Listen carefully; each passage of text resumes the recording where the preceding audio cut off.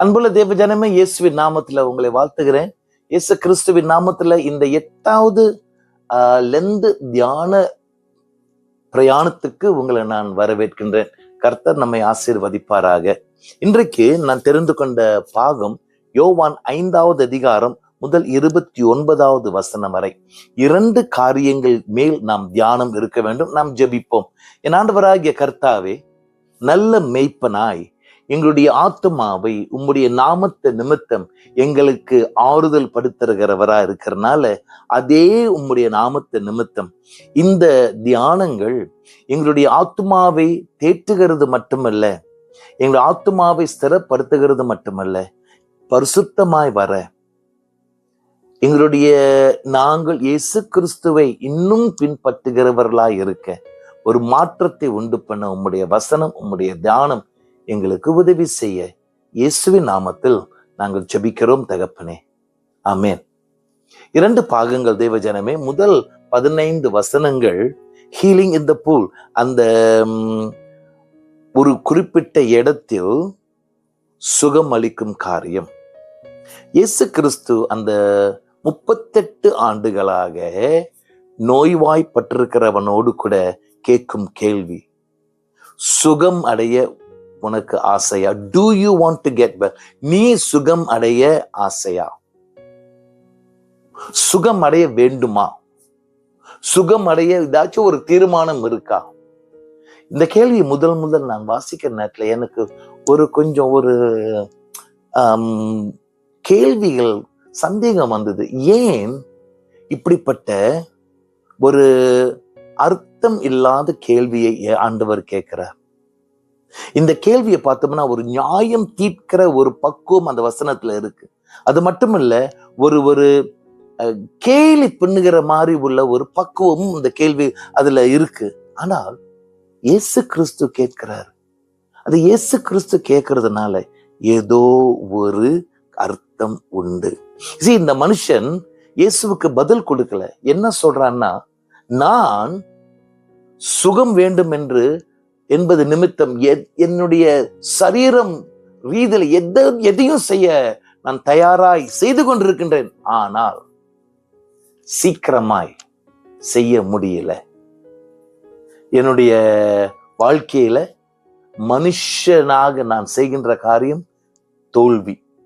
அப்படின்னா அவனுடைய வாழ்க்கையில மனித பலத்தோடு கூட எதையும் செய்ய முடியாதபடி இருந்தவன். ஆயினும் ஏதாவது செய்ய வேண்டும் என்ற ஒரு தீர்மானம் வைத்தவன், நம்பிக்கை வைத்தவன். அந்த நம்பிக்கை இந்த 38 ஆண்டுகளாய் இருந்தாலும் குறையவே இல்லை. இந்த சாலமன் பகுதியில் இருக்க அந்த குளம் பல நோயாளிகள் வந்து இருக்கிற குளம். அந்த நோயாளிகளுக்கு உதவி செய்கின்ற இடம் இல்லை. சரி, என்னுடைய சிந்தையை உங்களோடு கூட பகிர்ந்து கொள்கிறேன், கேளுங்க. அது உங்களுக்கு சரிப்படலைன்னா என்னோடு கூட உறவு கொள்ளுங்க, நம்ம பேசலாம். இயேசு கிறிஸ்துவுக்கு ஏன் இந்த நபர்னு கேள்விக்கு நம்ம கேட்கலாம். எத்தனையோ பேர் இருந்தாங்களே, ஏன் இவங்கிட்ட? எனக்கு அறிந்த ஒரு காரியம், இயேசு கிறிஸ்துவுக்கு இந்த மனிதனுடைய மனநிலையை அறிந்தவர். நான் எப்படியாவது சுகம் அடைய வேண்டும், எப்படியாவது என்னுடைய பலத்துல அந்த இடத்துக்கு சென்று சுகத்தை பெற்றுக்கொள்ள வேண்டும், அந்த ஒரு நம்பிக்கை, அந்த ஒரு துடிப்பு, மன ஏக்கம், நம்பிக்கை நிறைய அவனுக்கு இருந்ததை இயேசு அறிந்திருப்பார்.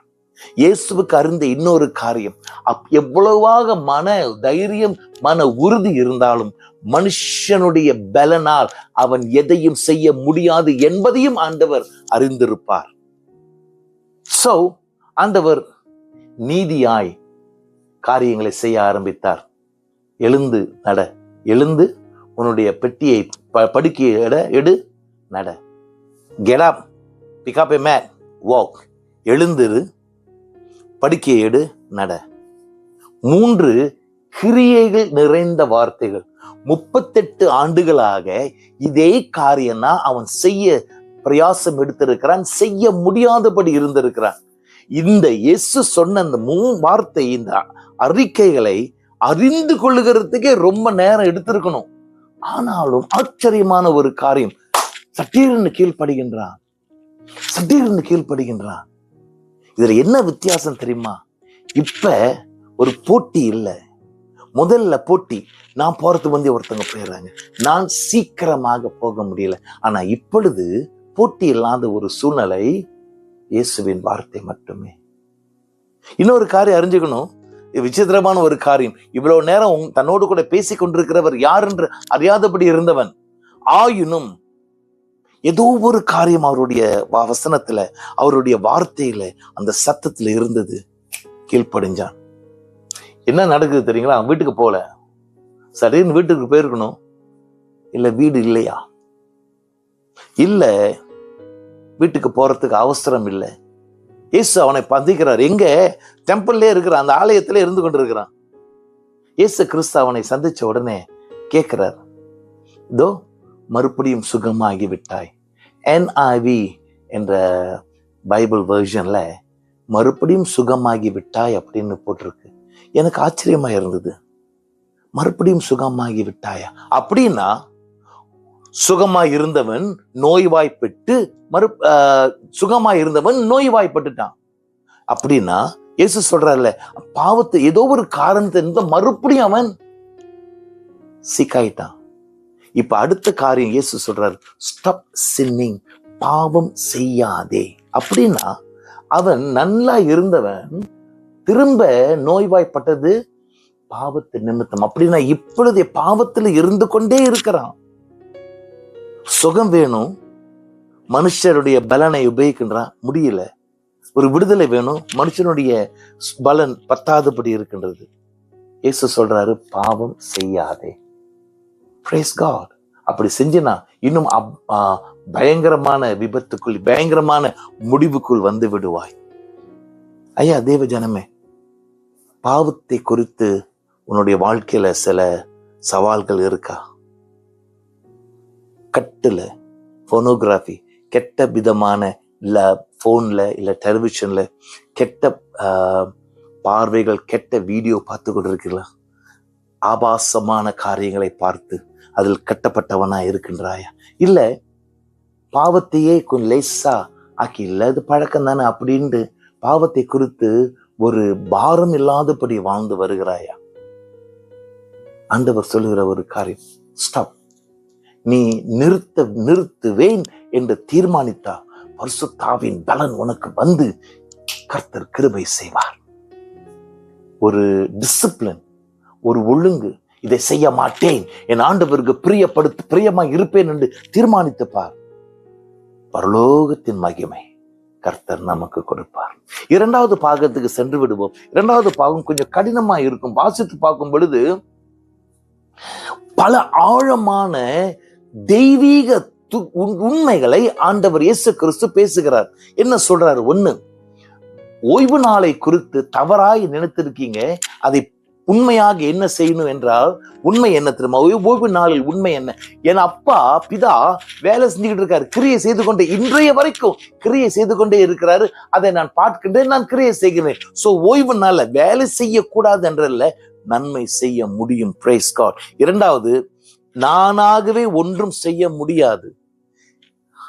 நான் பிதாவை பார்த்து, பிதா செய்கின்றதை பார்க்கின்றேன், நான் செய்கின்றேன். பிதாவானவர் எப்படி மரித்தோருக்கு உயிர் கொடுக்கிறாரோ அதே உயிர் எனக்கு நானும் கொடுக்க எனக்கு கிருபை, ஜீவன் கொடுத்திருக்கிறார்.